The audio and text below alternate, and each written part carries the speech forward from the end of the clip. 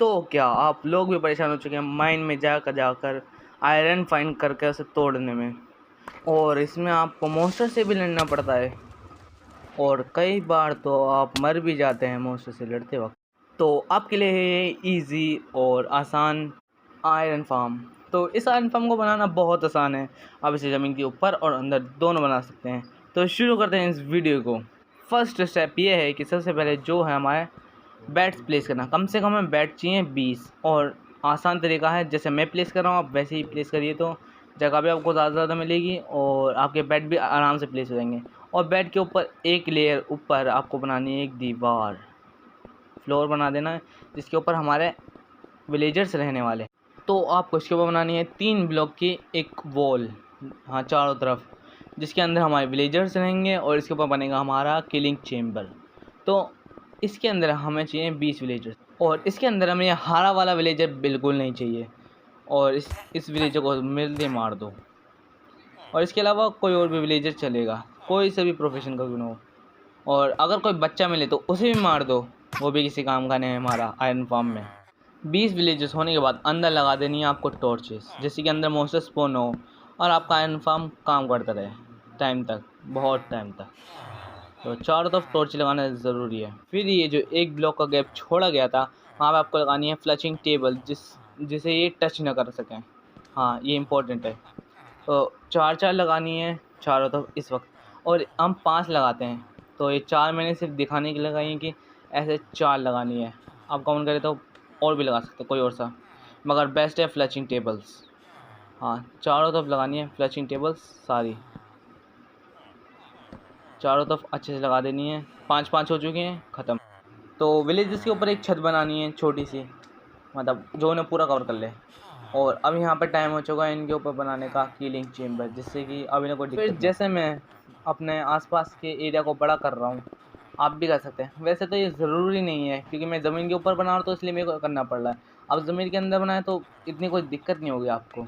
बस आपको चेस्ट वाला एरिया और होपर वाला एरिया कनेक्ट करना इम्पोर्टेंट है असली, क्योंकि यहाँ पे हमारे रिसोर्स इकट्ठे होंगे।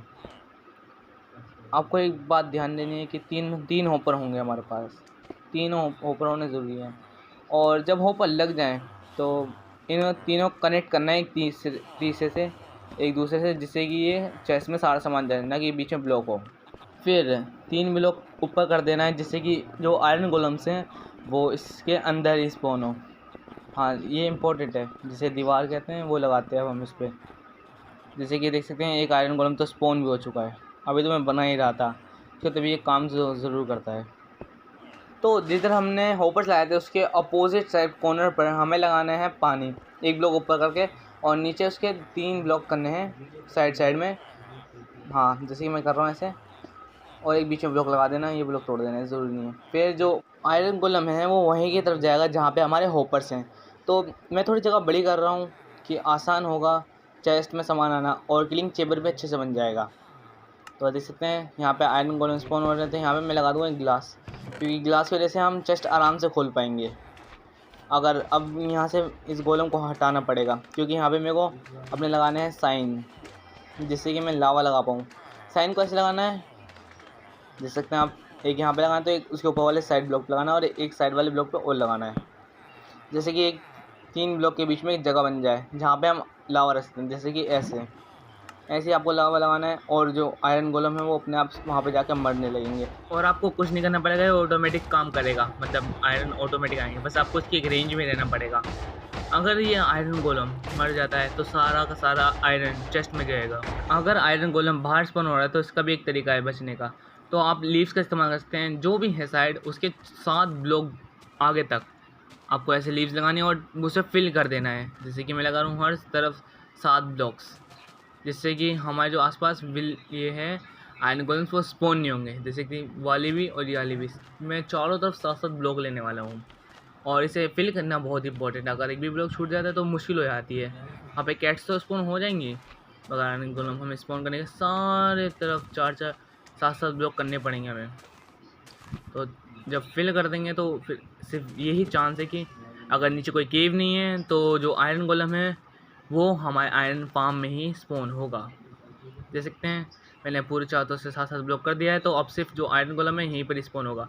मैं इसके ऊपर लगाया तो कैंप फायर, जिससे कैट्स भी मर जाएँ और हमें स्ट्रिंग मिल जाए। कैट स्ट्रिंग देती है ना, इसलिए। और बच के करना है ये काम, थोड़ा रिस्की बढ़ा है। तो अब टाइम हो चुका है हमारे इसको देखने का, इसकी प्रोग्रेस कैसी हुई है। ये बढ़िया लग रहा है देखने में। और देख सकते हैं हम कैट मर भी रही है और इससे हमें स्ट्रिंग भी मिलेगी। हम जैसे कि कैंप फायर जल जाती है, ऐसे जल्दी नहीं है।